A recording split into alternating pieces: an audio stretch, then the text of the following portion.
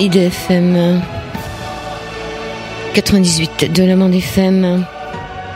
Au-delà du miroir ce soir avec une disciple de lumière. Comment transformer une crise personnelle en initiation spirituelle avec une jeune femme, Julie Luquedet, qui explore les profondeurs de l'être depuis son plus jeune âge. Aujourd'hui, elle est sophrologue et hypnothérapeute. Sa quête spirituelle demeure au centre de ses réflexions, à l'image de son parcours jalonné de rencontres auréolées du sceau divin. Julie Luquedet. Bonsoir. Bonsoir Joël, bonsoir tout le monde.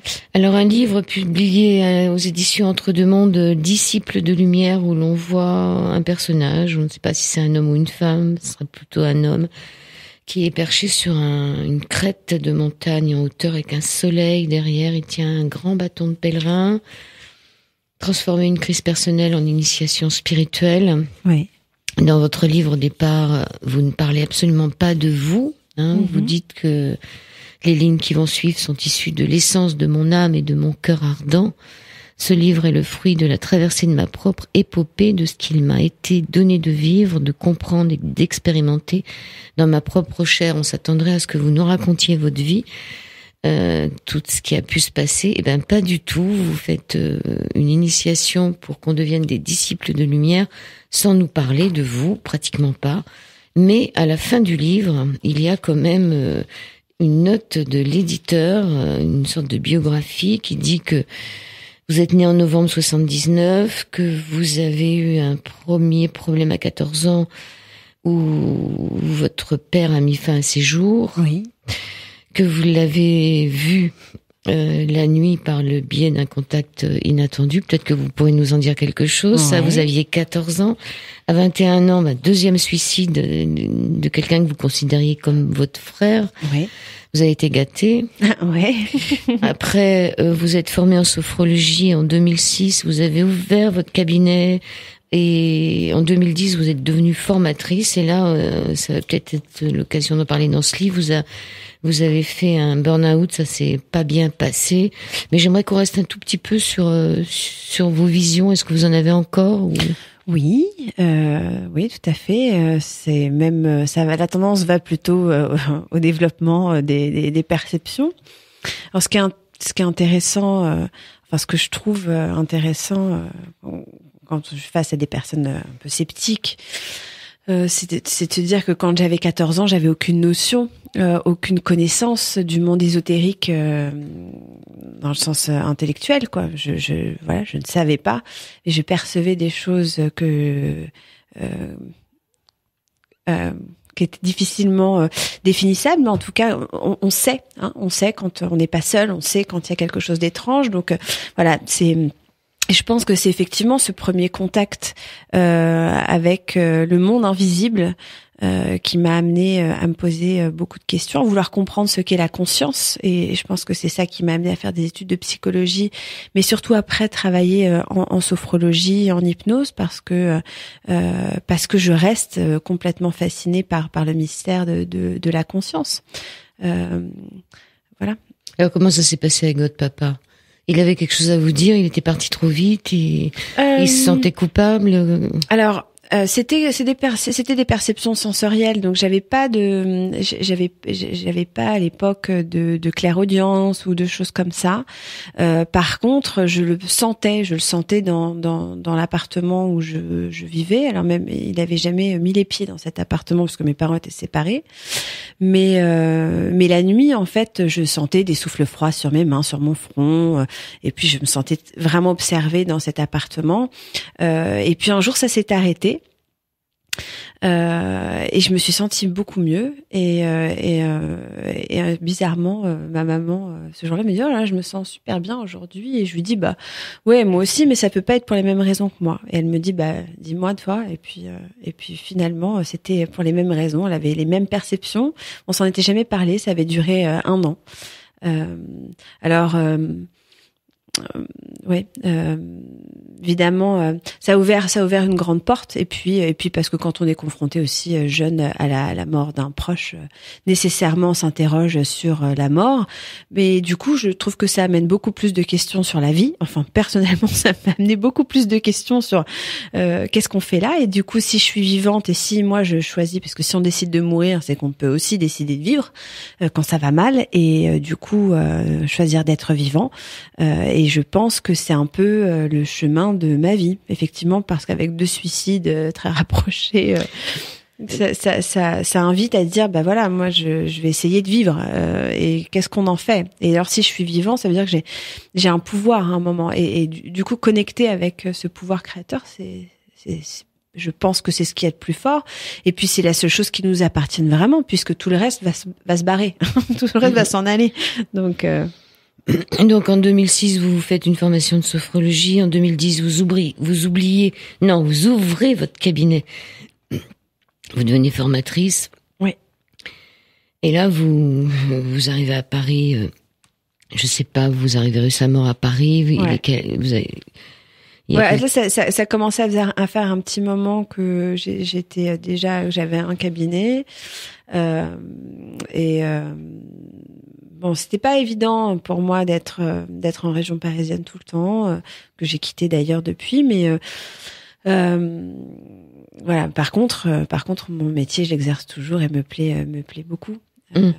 Et là, vous vous rendez compte que ça va pas, que vous avez un trop fort attachement à l'image que l'on vous donne ou que vous donnez à Madame la sophrologue, comme vous dites. Oui, c'est vrai qu'en fait j'ai essayé de correspondre, j'ai essayé de m'insérer, comment dire, dans le système, et pour moi c'était pas évident. Ça d'ailleurs ça n'est toujours pas une évidence puisque j'ai donc tout quitté aujourd'hui et que je n'ai plus de maison, mais par choix. Mais oui, ça a été difficile et donc j'ai essayé de m'insérer, j'ai essayé de faire les choses bien et donc d'avoir ce statut de Madame la sophrologue et je me suis perdue, c'est-à-dire que ça me plaisait pas et que j'essayais de correspondre à cette image et donc tout le monde était si fier forcément de ma réussite, parce que quand on a un statut social, c'est reconnu, c'est valorisé, et donc ça devient un piège. Ça a été mon piège, ça a été le piège de mon ego en tout cas, où du coup j'étais plus du tout à l'écoute de mon âme et de mes envies qui sont quand même beaucoup plus proches du voyage, de la liberté et de valeurs beaucoup plus simples en fait. Et du coup je me retrouvais pas du tout. Alors le livre Disciples de lumière se veut à la fois une explication, un guide et une méthode qui vont permettre aux lecteurs de voyager vers leur propre éveil intérieur. Il est conçu pour apporter une réponse directe aux moments de crise existentielle qui nous sont donnés à traverser au cours de notre vie. Et ces crises ne sont pas des crises, mais ce sont des opportunités. Tout à fait. C'est exactement ce que je pense. Effectivement, donc il y a un moment où dans mon parcours je m'effondre. Et ce qui s'effondre en fait c'est le moi. Hein. Puis j'ai un chapitre qui s'appelle comme ça, hein, l'effondrement du moi. Et je peux plus ne plus écouter ce qui crie à l'intérieur de moi, c'est-à-dire mon âme qui est malheureuse en fait. Et je suis dévastée à la suite d'une rupture, et en même temps parce que à ce moment-là j'ai ce qu'on appelle une montée de Kundalini, c'est-à-dire l'énergie qui monte très très fort, donc avec un lot de clairvoyance qui allait crescendo, donc c'était très difficile à gérer. Je pense qu'on peut appeler ça à ce moment-là une dépression, un burn-out. Mais moi j'ai décidé de pas m'identifier à ça à ce moment-là et pas appeler ça comme ça, ou en tout cas de pas me dire que j'étais malade. Je savais bien que j'avais épongé beaucoup trop de stress et que j'avais beaucoup de mal à présent y répondre, mais j'avais pas du tout envie de prendre de médicaments et même si j'avais une rupture, j'étais pas forcément malheureuse à la suite de cette rupture. Par contre, m'avait fait pas mal de dégâts, mais ce qui m'a semblé important, c'était de me dire, bon voilà, en fait, là, je suis en train de rencontrer mon ombre. On en parlait tout à l'heure, toutes les deux en off. Mais à ce moment-là, je rencontre mon ombre, je rencontre ce qui est le plus douloureux en moi, une peur profonde. Et en fait, va falloir que je traverse ça. Et comment je vais le traverser? Alors effectivement, mon but, c'était de ne pas prendre de médicaments pour anesthésier tout ça, mais de traverser ça en conscience. Et en fait, j'ai pas projeté d'écrire un livre, mais j'ai toujours écrit. Et il y a un moment dans ce parcours-là, après 1 an de traversée du désert, j'écrivais toujours. Et puis j'étais partie en vacances enfin pour respirer un peu après cette année extrêmement dure. Et puis je me suis rendu compte, j'étais dans un petit bungalow là au bord de la mer sur l'Atlantique, et puis j'écrivais, et en fait je me rendais compte que j'écrivais autour d'un thème qui était l'initiation, et qu'en fait dans tous ces moments qui sont difficiles, en fait ce sont des passages vers un autre état d'être. Alors oui, dans le livre, dans la première partie, je fais surtout un parallèle entre ces moments qui sont difficiles et pourquoi en fait ce sont des passages initiatiques, en fait en quoi ce sont des initiations spirituelles. Et notamment il y a un chapitre qui s'appelle Mort et résurrection, qui explique effectivement que dans toute initiation, quelle qu'elle soit, il y a quelque chose qui meurt en soi et quelque chose qui va renaître. Et ça fait hyper peur parce qu'en fait on sait pas qui va être cette personne qui va renaître, comment je vais être. Et donc ça c'est effrayant, hein. Laisser partir en plus quelque chose de soi, dans son identité, c'est compliqué. Et, ouais. C'est compliqué. Ouais. Je vous ai pas laissé finir. Ouais, non, c'est difficile. Et oui, voilà, c'était ça l'idée. Alors, vous dites que nos difficultés viennent souvent par un manque d'amour de soi, sans être égoïste, et qu'on préfère sans être égoïste, et qu'on préfère le confort finalement à se remettre en question. Ça, c'est sûr que c'est plus confortable de rester dans tout ce qu'on connaît plutôt que d'aller chercher ailleurs. Ouais, c'est-à-dire que dans ces moments-là, on perd tous nos repères. Et c'est très difficile de ne pas pouvoir répondre à l'image de soi, c'est-à-dire de dire voilà, je ne me reconnais pas. Et c'est dans ces moments-là, j'ai même des clientes qui me disent voilà, j'arrive pas à me regarder dans la glace parce que je me reconnais pas.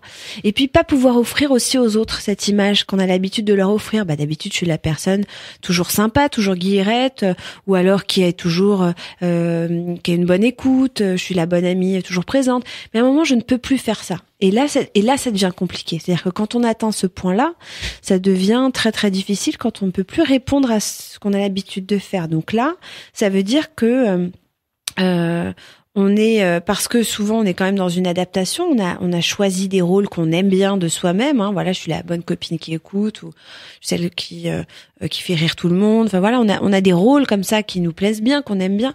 Mais quand on peut plus répondre à cette espèce de personnage, et c'est ça que j'appelle l'ego aussi. Hein, c'est la personne qu'on a façonné, alors par notre éducation, par les conditionnements, tout ça, puis tout ce qu'on a traversé, qui nous plaît bien. Mais il y a un moment, en fait, tout ça c'est de l'adaptation. Et quand on n'est plus capable, en fait, d'être dans l'adaptation et d'offrir aux autres pour être la personne sympa, que tout le monde aime bien, mais qu'on est tout nu dans sa souffrance, comment on fait pour interagir, en fait, et là effectivement s'adapter, c'est plus possible, et c'est là où en tout cas moi, c'est là où j'ai découvert ce que c'était que l'amour de soi, c'est-à-dire cesser d'être dans l'adaptation pour vivre sa vérité du moment, et qui est pas toujours jolie, c'est-à-dire ses amis, je vais venir ce soir, mais vous attendez pas à ce que je sois forcément la plus marrante, parce que en ce moment c'est un peu difficile, mais par contre je vais quand même venir parce que la vie continue, et parce qu'il faut aussi, et puis parfois je sortais pas non plus, mais être dans sa vérité, c'est dur parce que c'est difficile de le voir dans le regard de ses amis, qu'on change, qu'on n'est pas la même. Et c'est là, en même temps, où il y a quelque chose, en fait, qui est comme un saut dans l'élastique, c'est-à-dire une prise de risque, c'est-à-dire oser être soi. À ce moment-là, oser être dans sa vérité et pas essayer de se trafiquer dans ce qu'on est en train de vivre. Et là, en fait, ça requiert une confiance qui est immense, mais en même temps, on l'a pas, cette confiance, puisqu'on est mal. Mais c'est là où, par contre, on est vivant. C'est-à-dire que même dans la souffrance la plus terrible, c'est là où on est vivant parce qu'on est authentique. On est soi, même quand on est mal, en fait. Hein. C'est aussi là où on peut, en général, c'est un temps d'arrêt où rien ne peut advenir. Quand on est vraiment au fond du trou, on a l'impression qu'on pédale, qu'on n'avance pas, ça va pas. Ouais. Il y a le symbole du scarabée, on le verra peut-être un petit peu plus tard. Mais vous dites, quelle est la nature de l'être? L'être, c'est le moi, et l'être, il y a deux choses en soi. Ce moi, ce grand moi qu'on montre, c'est ça, et l'être? Ouais. Alors, oui, je pense que ça fait partie aussi de toute la quête de la reconnaissance de ces deux entités à l'intérieur de moi. Évidemment, intellectuellement, j'avais lu beaucoup de choses et je comprenais beaucoup de choses. Néanmoins, là, j'ai fait l'expérience de ce moi tyrannique, effectivement, qui est changeant. Alors, moi, j'aime la confiture, moi, j'aime le rouge, moi, je suis une fille. Voilà, ce moi dit, c'est un peu comme un CV, quoi, hein, qui dit ce que je peux être, ce que je peux faire, qui je suis. Moi, j'ai 2 enfants, moi, j'aime courir, voilà. Mais au final, ce moi est aussi très, très changeant. C'est-à-dire que aujourd'hui, j'aime le rouge, demain, j'aimerais peut-être le vert, et puis là, j'aimais pas les poireaux, et puis, enfin, je vous dis n'importe quoi, mais néanmoins, tout ça, c'est quand même des choses par lesquelles on se délimite et on se définit, et ça peut être très sclérosé. Et c'est lui qui est rigide, c'est lui qui est cassant. Et tout ça, en fait, ce moi, en fait, il est très changeant. Donc, s'il est changeant, ça peut pas être ce que je suis, ça peut pas être la constante de ce que je suis, ça peut pas définir qui je suis. Par contre, ce qui définit qui je suis, c'est l'être. Et alors souvent, c'est difficile à percevoir, ça à comprendre. Mais en fait, c'est simple. Hein. L'être, en fait, c'est celui qui perçoit. C'est-à-dire que quand je suis face à un coucher de soleil et que je suis absorbée dans ce moment-là, je suis pas en train de penser, oh, je regarde un coucher de soleil, je le vis. En fait, je le vis, je suis là. C'est celui qui témoigne, en fait, celui qui est présent. Hein, donc, finalement, quand moi je suis en colère, il y a quelqu'un d'autre, il y a une autre instance en moi. C'est pas quelqu'un d'autre, il y a une autre instance en moi qui peut regarder cette colère et dire, waouh, ok, alors là, je suis vraiment sortie de mes gonds. À ce moment-là, je suis hors de moi. Bon, il y a quelque chose qui témoigne de ça, qui voit ça. Donc, si y a quelque chose qui voit ça, c'est que je suis pas cette colère. Hein, donc forcément, voilà, il y a ces deux instances, une qui est fluctuante, changeante, et c'est elle qui nous crée en fait pas mal de problèmes. Hein, ce moi, c'est-à-dire que c'est tous nos programmes, tous nos conditionnements et tout ce que je crois être, et du coup ça me limite dans mon évolution et dans mon accueil, de me dire ah non mais moi j'aime pas ça. Hein, c'est tout ce qu'on met derrière, alors que l'être, c'est je suis, c'est le grand je suis là. Je suis là, on va faire une pause musicale. Très bien. Avec les beaux yeux de Laure sur l'antenne d'IDFM. Laure a les yeux rougis par le chlore, sauf qu'elle revient pas de la piscine alors. Laure, si elle pleure, c'est qu'ailleurs j'explore, qu'ailleurs je cherche de l'or. Voilà, on se retrouve sur l'antenne d'IDFM, sur le 98 de la bande FM, avec Julie Luquedet, disciple de lumière. Les crises majeures qui jalonnent notre vie recèlent le même degré de transformation intérieure que toutes sortes d'initiations ancestrales. Un accident, une maladie grave, une dépression ou burn-out, la mort d'un être proche ou bien d'autres faits comme une rupture, un divorce, un licenciement, un brutal changement physique, un déménagement ou encore la naissance d'un enfant sont des exemples de moments suscitant le passage par une initiation intérieure. Ce n'est pas l'événement en soi qui est initiatique, mais bien la manière dont il nous impacte, nous, personnellement. Alors, pour sortir de cette dépression, Julie Luquedet, vous avez utilisé le détachement. Oui. Le détachement face aux résultats déjà. Oui. Et vous pensez que la faute de tout ça, c'est la faute de l'ego. Si on en est là. Oui, c'est-à-dire la rigidité de l'ego, de s'attacher à ce qu'il veut maintenir. C'est-à-dire que on voit bien, moi j'ai aussi pas mal de clients qui sont dans ce contexte-là, c'est-à-dire des événements, des situations qui nous rendent malheureux, et pourtant on dit oui mais je peux pas laisser parce que, et là la tête en fait invente beaucoup de choses, fait beaucoup de bruit en fait. Alors oui, il y a des contextes, oui, effectivement, il y a des choses qui font qu'on se sent bloqué, qu'on peut pas, qu'on croit que. Mais en fait, on a beaucoup plus de possibilités qu'on veut bien se dire, et en fait, toutes ces résistances qui sont là, en fait, sont des résistances au changement, et c'est l'ego qui a peur, en fait. La résistance, elle vient de la peur. Donc, il y a des peurs profondes qui nous empêchent à des moments de rejoindre, en fait, ce qui nous ferait du bien, ce qui nous permettrait de nous épanouir. Et c'est l'ego, en fait, dans toutes ces pensées distraites, terrifiantes, qui a peur de sa propre finitude, et qui veut rien perdre, qui ne veut rien perdre. Alors vous dites aussi que nous ne maîtrisons rien. Alors ça, je me demande si quand même il n'y a pas, si on commence à lire ce livre, au bout d'un certain temps, on va maîtriser quelque chose. Mais on maîtrise quand même quelque part quelque chose. On peut quand même devenir maître de soi-même. Oui, alors effectivement, si il y a une maîtrise, une seule, c'est bien d'être capable de revenir dans son centre et d'être solide dans son centre intérieur. J'aime bien cette idée de se dire que on recherche souvent en fait un plancher, parce que, en tout cas, si on met ce qui nous apporte la sécurité à l'extérieur de soi, c'est-à-dire dans quelque chose qu'on croit maîtriser, en général c'est pas bon. C'est-à-dire que je pense qu'effectivement toute relation, d'une manière ou d'une autre, est appelée à mourir. Ma maison est peut-être va brûler, j'en sais rien. Mais ce que je veux dire, c'est que tout ce qui est à l'extérieur de nous est forcément impermanent. Donc, si je m'accroche à ça pour assurer ma sécurité intérieure, c'est compliqué. Par contre, ce qui me quittera jamais, c'est mon centre. C'est-à-dire arriver à m'asseoir, avec des guillemets bien sûr, mais dans ce centre intérieur de paix stable et constant, le connaître et d'être capable de m'y retrouver comme si je me retrouvais dans ma maison. Ça, pour moi, c'est la seule chose effectivement qui nous appartiennent uniquement. Donc c'est-à-dire que on recherche comme ça des planchers stables, et puis voilà, à chaque fois ça se met en ébullition. Voilà, je perds mon travail, il se passe un truc, voilà, et puis ça nous fait à chaque fois des passages qui sont difficiles. Et puis jusqu'au moment où on se rend compte qu'effectivement il y a aucun plancher, c'est-à-dire que perte de plancher après perte de plancher, on se rend compte qu'en fait il n'y a pas de plancher, et que finalement le seul centre, la seule stabilité, le constant, c'est ce que dit souvent la philosophie taoïste, mais le constant n'est qu'en soi, en fait.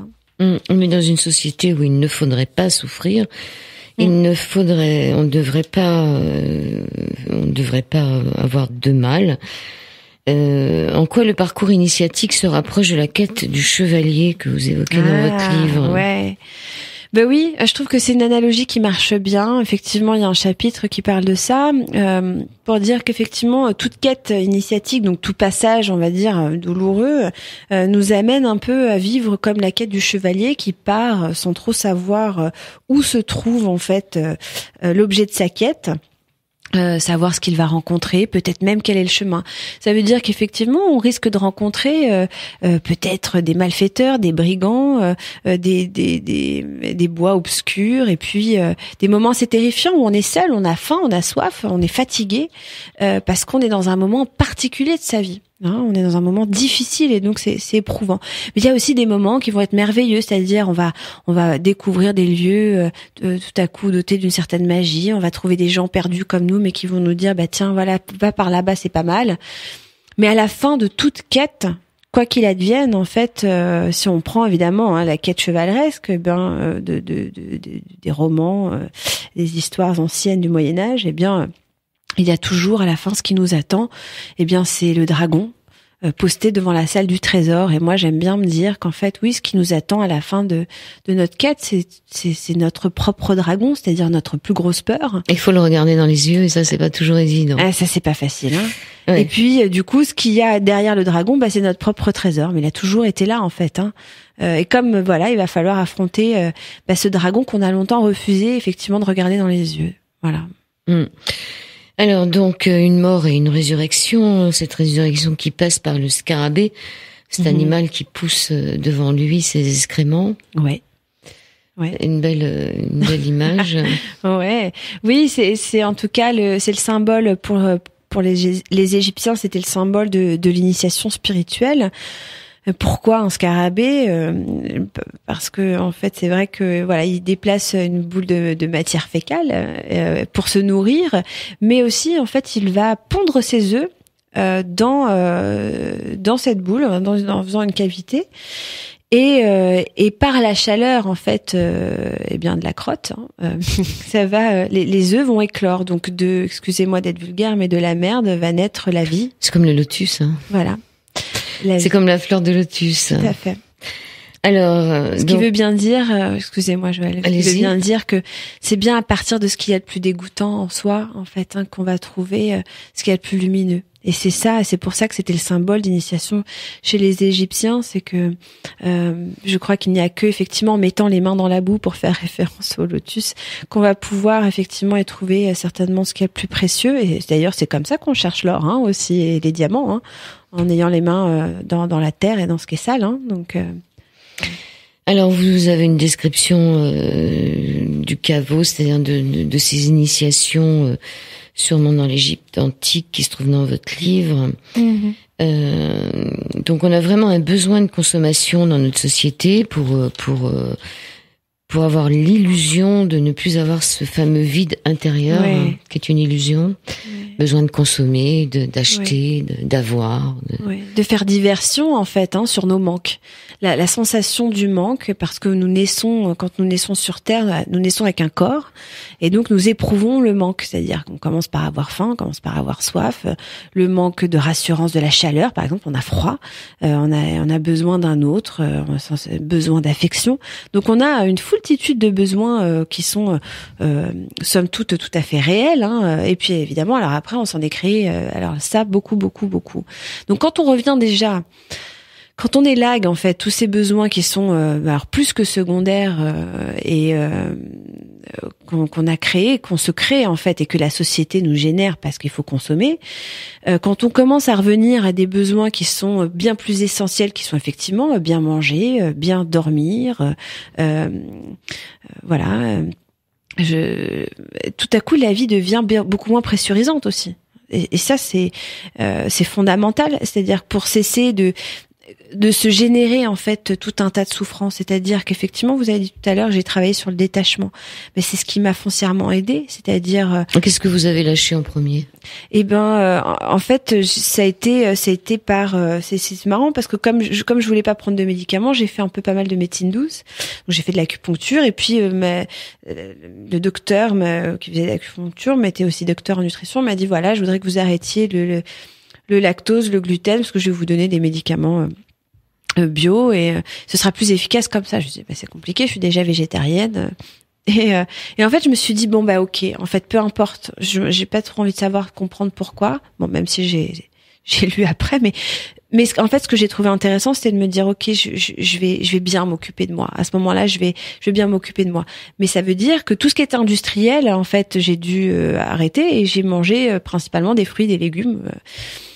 Et des graines et bon mais d'autres choses mais du coup j'ai vécu physiquement le manque du sucre, non pas que je mangeais pas de sucre, mais quand on mange pas mal de produits industriels, enfin c'est pas que j'en mangeais beaucoup non plus, mais peu importe, quand on enlève le gluten et le lactose, en tout cas, et comme il y a plein de choses qu'on élague, on vit très vite en fait un manque physique et j'ai expérimenté pendant 2 semaines l'addiction au sucre et comment on se sevre en fait de toutes ces choses et je me suis regardée, je me suis vue, j'ai regardé un peu comme quand on se sevre de la cigarette et qu'on se dit waouh, bon là maintenant tout de suite j'ai envie d'une cigarette dans mon ventre, ça fait la machine à laver, mais je regarde ce moment. Donc c'est beaucoup passé par le corps au départ et puis après ça a été le détachement matériel. Mais c'est comme ça effectivement qu'à l'issue de tout ça, après 3 ans d'une vie menée en disciple de lumière, j'ai vendu toutes mes affaires, il me reste 3 cartons et 3 valises. Et puis voilà, et ma maison. Et qu'est-ce qu'il y a dans ces cartons et ces valises? Comme je suis curieuse. Qu'est-ce que vous avez pas réussi à lâcher? Qu'est-ce que j'ai pas réussi à lâcher? J'ai pas réussi à, enfin, c'est pas que j'ai pas réussi à lâcher, mais effectivement, j'ai gardé ce qui était essentiel. Ce qui m'a paru essentiel, ce sont mes livres. De petite fille. Vous avez gardé des choses de petite fille? Non. Ils sont chez vos parents, peut-être? Non. Ah, vous avez rien gardé de votre enfance? Pas tellement, non. J'ai gardé, vous savez ce que j'ai gardé de mon enfance? Un scarabée mort. que j'avais trouvé quand j'avais 8 ans. Et même pas un ours, rien? Non. Je crois pas, non. Ouais, vous êtes dur avec vous. Non, mais en fait, parce que du coup, je me sens plus identifiée à cette histoire. Enfin, c'est-à-dire que je l'aime bien, cette histoire, hein. J'ai pas de problème avec elle, hein. J'aime tout à fait mon histoire, parce qu'elle fait qui je suis. Mais je me sens plus obligée de m'identifier à ça. Par contre, j'ai des cristaux que j'ai gardé des livres, certains petits tableaux que j'aimais bien, certains bougeoirs, tout ce qui faisait en fait l'atmosphère que j'aimais bien avoir chez moi. Donc pour l'instant le chez moi il est dans un imaginaire, mais oui, surtout des livres en fait, c'est surtout des gris-gris, des petites choses comme ça qui ont une valeur sentimentale agréable, mais au-delà de ça, oui, la dépossession, c'est important. Et en fait, ce qui nous permet de traverser tout ça, je reviens à ça, ce qu'on a parlé du détachement, mais c'est de s'accoutumer à l'énergie du manque. Et en fait, quand on est capable d'avoir moins d'attentes envers la vie, c'est là où on devient libre, en fait. C'est-à-dire que ce qui nous fait souffrir, c'est cette espèce de tension de « oh, je veux ça, mais je l'ai pas ». Oui, ou j'ai ça, et je veux le garder. Oui, voilà, ça, et j'ai peur de le perdre. Donc en fait, à partir du moment où on commence en fait d'être dans une pratique, parce que c'est un peu ça, hein, disciple de lumière, c'est comment bien vivre sur Terre pour en gros pouvoir s'élever spirituellement. Parce qu'on peut pas s'élever spirituellement si on n'est pas bien enraciné sur Terre. Et bien enraciné sur Terre, c'est être juste en fait dans la vérité, dans sa pureté, dans son authenticité. Nu, quoi, dans quelque chose qui est très proche d'un essentiel, et pourtant Dieu sait que j'aime bien les fioritures, j'aime bien les bagues, j'aime bien, voilà, mais en même temps voilà, j'ai une bague que j'aime bien, que je porte tout le temps, j'ai plus besoin d'en acheter en fait tout le temps. Enfin, qu'est-ce que c'est que ce truc en fait? Non, mais c'est la société de consommation. Voilà. Ouais. Alors la non-acceptation de soi et de nos émotions devient la cause première de nos souffrances. Je vous cite, et il faut se poser cette question: quelle partie est en souffrance de moi-même? Quelle partie en souffrance de moi-même est révélée par cette situation? C'est-à-dire et devenir sa propre boussole. Comment devenir sa propre boussole pour savoir un peu ce qu'il faut faire? Ouais. On a parlé tout à l'heure de l'ego, et puis que l'ego, en fait, c'est beaucoup de pensées qui s'agitent et qui créent beaucoup de bruit, et qui interfèrent d'ailleurs avec ce que je peux ressentir. C'est-à-dire ce que j'ai envie. Ah oui, mais tu comprends, c'est pas possible, c'est pas si simple. Bon, voilà. Et comment on va devenir notre propre boussole? Ça va commencer par et en fait, c'est la seule chose qui va nous permettre de nous guider au travers de ces épreuves, et je dirais même tout court dans la vie. C'est ça qui nous permet de nous orienter. Parce que si on n'écoute pas notre propre guidance, là, ça veut dire qu'on ouvre la porte à tous les autres. Donc, et le seul moyen d'être en contact avec sa propre guidance, c'est de revenir dans le ressenti. C'est-à-dire que qu'est-ce que me dit mon ventre? Donc, est-ce que je sens dans mes tripes, là, est-ce que je sens ça? Est-ce que là, ce soir, j'ai mes copains qui mettent la pression pour que je vienne à ce dîner, mais moi, je le sens pas, je me sens pas bien, j'ai envie de pleurer, ou j'ai un grand besoin de recueillement, de me sentir au calme parce que je suis stressée de ma semaine, donc des choses qui sont, voilà, plus basiques. Mais si j'écoute pas ça, dans les moments les plus anodins de la vie, je peux pas pouvoir être capable de l'écouter dans les moments les plus importants de mon existence. Donc ça commence par ça. Ça commence par qu'est-ce que je ressens là? Est-ce que c'est bon pour moi? Est-ce que ça me va? Alors évidemment, il y a des fois où, ouais, je sais que là, je suis un peu feignante. Là, je pourrais quand même un peu, bon, ok. Mais en fait, on essaye, puis on se dit, j'y suis allée. Bon, je croyais que c'était ce qu'il me fallait. Moi, je me suis gourée. Mais c'est pas grave. En fait, c'est pas grave parce qu'à chaque fois, on apprend. Donc, à chaque fois, on règle sa boussole. On l'ajuste, et d'essai en essai, de te dire tiens, je vais essayer d'être au plus proche de ce que je ressens et de me conformer à ma vérité. Et puis il y a des moments où on se dit non, finalement j'ai peut-être raté, je regrette, j'aurais peut-être dû y aller. Mais c'est pas grave, ok, je le note. On n'est pas obligé de se culpabiliser, d'amener tous les sentiments de culpabilité, de honte et que sais-je encore. Ce qui est important, c'est d'être témoin de sa vérité, de se dire je vais essayer d'être juste dans cette vérité et de l'exprimer évidemment avec bienveillance envers les autres pour qu'ils puissent quand même entendre ça. On n'est pas là pour imposer les choses, mais voilà, la boussole, elle se trouve dans le cœur en vrai, dans le cœur spirituel.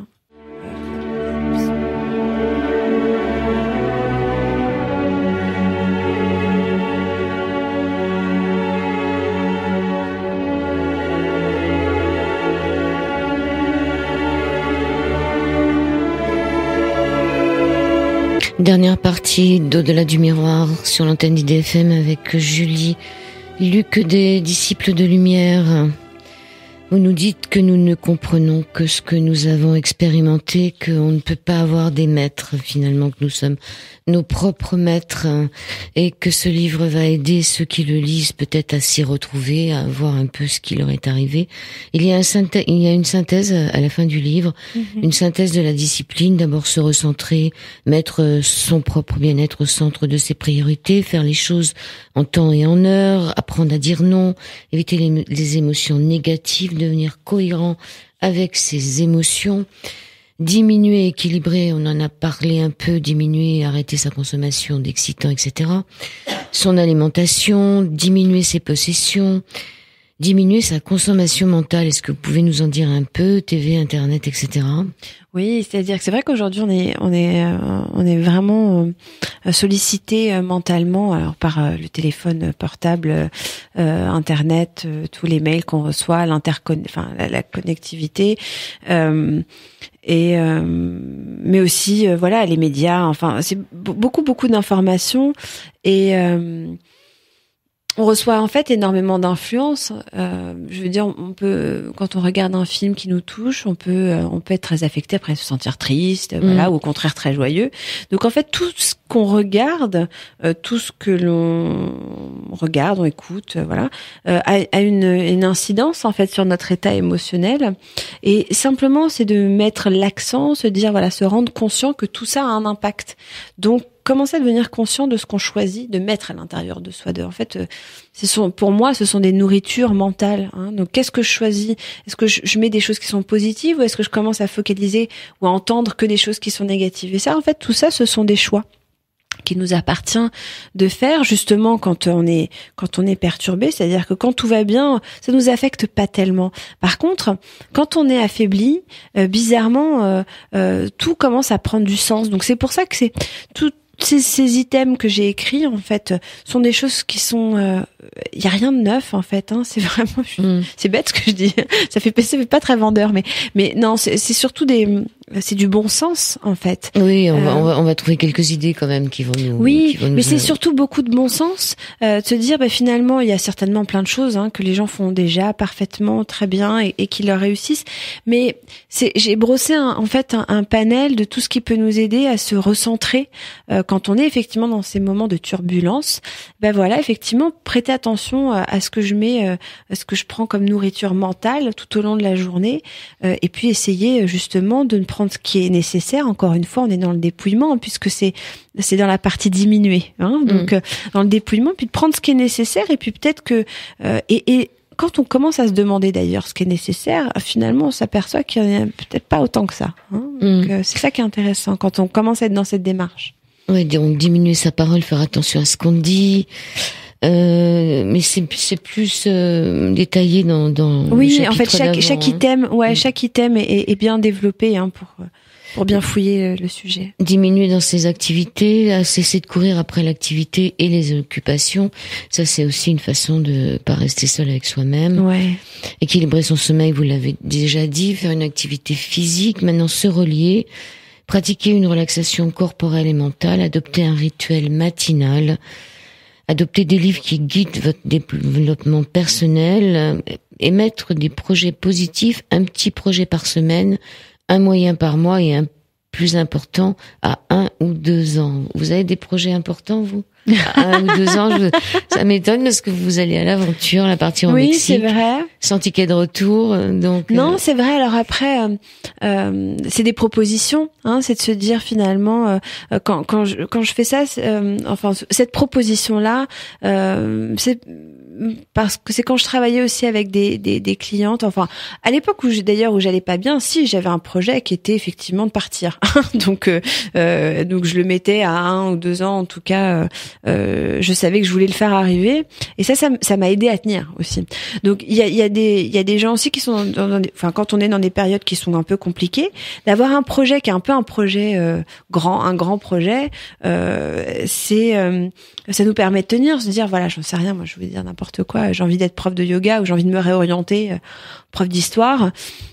Bon, ça va pas se faire demain et je peux pas attendre de moi de me mettre une pression pour que ça arrive demain. Par contre, dans un coin de ma tête, je sais que c'est ce vers quoi je chemine. Et donc, ça égaye aussi chaque pas que je fais, chaque jour, en fait, du coup, a un sens un peu différent. C'est-à-dire que je suis pas face à un mur où chaque jour... voilà, c'est difficile. Je sais pas pourquoi j'avance. Donc, en fait, se reconnecter à nos rêves. Hein, c'est un peu ça que j'explique dans cet item-là. C'est se reconnecter à ses rêves. Alors, on a des petits rêves. Tiens, ce soir, j'irais bien manger dans ce resto thaïlandais. Ça fait des mois qu'on en parle. Tiens, allez, on fait ça cette semaine. Et puis, des moyens. Un mois, 2 mois, voilà, c'est se dire tiens, on pourrait partir en week-end, on pourrait faire ça. Voilà, de se reconnecter avec des choses qui sont positives, qu'on a envie de faire avec nos envies, nos rêves. Et puis voilà, dans ces grands projets, c'est peut-être des choses qu'on n'ose pas entreprendre, qu'on a peur d'entreprendre. Donc c'est bien de les mettre un petit peu à distance, plutôt en se disant mais je vais vers ça, je chemine vers ça parce que c'est ma vérité. Même si aujourd'hui, le contexte, il est pas possible, mais c'est pas grave, hein, le contexte, ça évolue. Hein. Il y a aussi renouer avec son corps, prendre des bains, se faire masser ou se masser soi-même, utiliser des huiles et des plantes. Je fais la paix et crée une relation harmonieuse avec mon corps. Ça, c'est très hindou, hein, de se faire des huiles et des bains et de se tripoter. Mais c'est très très bien. Hein. Mais c'est très sophro aussi parce que en fait, moi, je suis quand même. Vous touchiez les gens, sophro? Mais non, mais par contre, on invite beaucoup les gens à ressentir leur corps. Ouais. Et donc, on a des exercices aussi physiques où les gens expérimentent des sensations. Donc, se relier à son corps et ne pas attendre voilà que ça vienne de l'extérieur, de me dire voilà j'ai pas les sous d'aller me faire me payer un massage. Effectivement on peut déjà reprendre un contact agréable avec son corps parce que mon Dieu qu'on le maltraite et donc déjà être celui qui caresse sa peau. Alors, quand je me mets de la crème le matin, je peux le faire en conscience, je peux masser, détendre les parties qui en ont besoin, voilà. Et c'est pas interdit. Hein. C'est voilà. Et en tout cas, on n'y pense pas assez. Donc c'est pour ça que je l'écris. Alors cet amour de soi, c'est aussi de se prendre en considération corporellement, mais c'est avoir assez d'amour pour soi-même pour ne pas alimenter des mauvaises émotions. Vous dites bien sûr qu'il a la guerre, les maladies, mais lutter contre ce qui ne va pas alimente malgré soi les situations négatives en leur accordant de l'énergie. Apprenez à vous tourner vers ce qui est lumineux et véritablement nourrissant. Apprenez à vibrer plus haut, à alimenter le positif. C'est ainsi, indubitablement, que ce qui est négatif diminue. Comment vous faites là? Vous dites que vous fuyez Paris tellement c'est impossible à vivre. Comment vous faites devant toute la misère de Paris? Alors, la misère, elle est partout, hein, parce que moi, je vais beaucoup en Inde, donc je la confronte aussi. Après, il y a un moment, j'ai pas tellement fui Paris parce que si j'avais dû fuir Paris, j'aurais fui au moment où ça n'allait pas. Donc, je suis restée. Quand ça n'allait pas, je suis restée même dans un endroit qui, pour moi, était compliqué, mais une fois que j'ai terminé mon expérience, voilà, je me suis dit voilà, je n'avais pas fui et que maintenant j'avais le droit de me rejoindre. Donc évidemment, la violence elle est partout et la misère et c'est difficile. Maintenant, effectivement, il y a aussi beaucoup de beauté dans des choses qui sont très simples. Effectivement, un ciel bleu, un enfant qui sourit. La qualité de la nourriture que je peux déguster maintenant et on n'a pas le temps, on prend pas le temps d'apprécier ces choses-là, mais je crois que vraiment c'est dans la simplicité que l'on trouve ces moments de bonheur tout simples au quotidien en fait. Et quand on passe à côté et qu'on attend que des choses qui sont assez hautes, élevées, et qu'on ne focalise que ce vers quoi en fait on souhaite obtenir, évidemment on se rend très malheureux. Donc ces petits moments chaque jour, et c'est pour ça que oui, je parlais de l'alimentation comme une discipline en soi, c'est-à-dire quand je mange, je suis dans la pleine conscience, je vis le fait que ce que je mets à l'intérieur de moi, ça va devenir mes cellules, ça va devenir mon corps, et que c'est un processus qui est incroyable en fait. Un fruit, c'est de la terre et de la lumière, un légume aussi, et c'est juste en fait le miracle de la création en fait. Et c'est incroyable et en fait on n'y pense jamais, on y pense rarement. Et te dire que l'eau qu'on est en train de boire, effectivement, il y a quelques mois, c'était un nuage. Bon, c'est idiot, mais Mais en fait, la vie est une beauté. La vie, et quand et c'est pour ça que ce livre s'appelle Disciples de lumière, c'est-à-dire qu'on est sur un chemin, on est sur une quête. Quand on vit une initiation, on devient disciple. Et pourquoi de la lumière? Parce que moi, tout simplement, j'ai pas de culte de religion particulière, même si je suis extrêmement intéressée par toutes les religions et surtout la vérité qu'elles recèlent. Mais au-delà de ça, oui, pourquoi lumière? Parce que justement, c'est la clarté. Ça éclaire les zones d'ombre. La clarté, c'est la connaissance pure, et puis la lumière, c'est la chaleur. Donc la chaleur, c'est aussi l'amour pur. Donc, ça peut être froid, la lumière. Elle n'est pas forcément très... Oui, mais la véritable lumière, elle est chaude, c'est-à-dire celle du soleil. Ah, celle du soleil, ouais. Ouais. Et puis la lumière divine, c'est aussi celle qui réchauffe les cœurs. Donc tout ça, c'est ça dont j'ai décidé d'être la disciple, c'est-à-dire de la connaissance et de l'amour. Alors, lorsque nous travaillons pour et par l'amour, nous travaillons pour une dimension éclairée et pure, plus grande que soi, à laquelle nous sommes tous rattachés car elle est la réalité du monde. Devenus maîtres de notre monde intérieur que nous dominons, nous sommes capables d'être sages et bons, nous dominons notre corps et les dictats des sens et notre esprit et agissons selon les lois cosmiques les plus élevées, celles de l'amour. N'aimez plus d'un amour humain empli d'attente et de crispation, aimez d'un amour divin, désintéressé, qui aime donner et ne se soucie pas de recevoir. Placez votre conscience dans votre cœur au-dessus de vos intérêts personnels. Apprenez également à aimer votre partenaire selon des vues élevées. On est à la Saint-Valentin ce soir, donc le 14 février. Donc, qu'est-ce qu'on pourrait dire pour terminer l'émission? Julie Lucquedet, peut-être que vous avez un site. Il suffit de vous retrouver Julie Lucquedet, Lucquedey. Eh bien, plus simplement, sur la page Facebook Disciples de Lumière, vous aurez toutes les informations. Il y a un lien vers mon site. Et toutes les informations si vous souhaitez acheter le livre. Et ce que je dirais pour terminer cette émission, c'est que cette lumière que l'on cherche, cette quête, la quête de cette lumière, elle se trouve en soi, et non pas la lumière est en soi, mais vous êtes la lumière. Et l'intérêt, c'est de la faire briller, c'est de la faire ressortir. C'est d'enlever tout ce qui la voile, en fait. Et voilà, donc dans le dépouillement, ça veut pas dire l'austérité. Donc là, vous êtes parti la chercher un peu en Inde, et là, vous allez aller chercher au Mexique. Pourquoi le Mexique? Parce que c'est très coloré? Non, parce qu'en fait, on doit rejoindre de la famille pas très loin, à côté du Mexique, au Belize. Alors, on a trouvé le pays limitrophe, voilà, où le billet d'avion était le moins cher. Ça fait pragmatique. Et en même temps, je suis jamais allée au Mexique, et donc je trouve que c'est une nouvelle aventure. C'est pas vraiment l'Inde. Non, mais vous nous direz en revenant. Ouais. Est-ce que vous avez une phrase ou quelque chose, un dicton, un proverbe à vous donner là ce soir? Ouais. Il n'y en a pas trop dans votre livre, hein. Vous êtes pas, il n'y a pas de citation, quoi, je veux dire. Non, pas particulièrement. Vous me prenez de court. Non, c'est vrai. Si, là, il y en a une qui me vient maintenant, mais c'est de Jésus. C'est une belle citation, sûrement. Oui. Voilà, celui qui cherchera à préserver sa vie la perdra, et celui qui perdra sa vie la gagnera. Et je pense que tout est là, c'est-à-dire que tant qu'on cherche à s'agripper, on est dans le malheur, et quand on laisse partir, on gagne tout.